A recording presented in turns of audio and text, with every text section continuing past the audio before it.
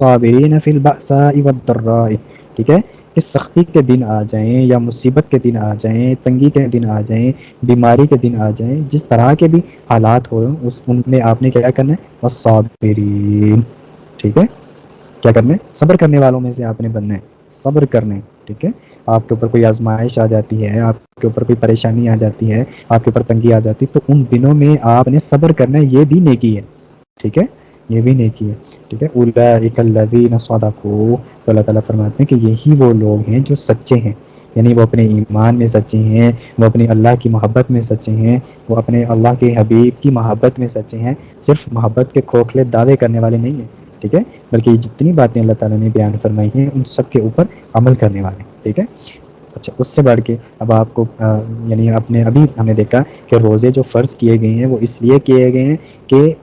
ہم متقی بن جائیں، پرہیزگار بن جائیں، تو یہ جتنے بھی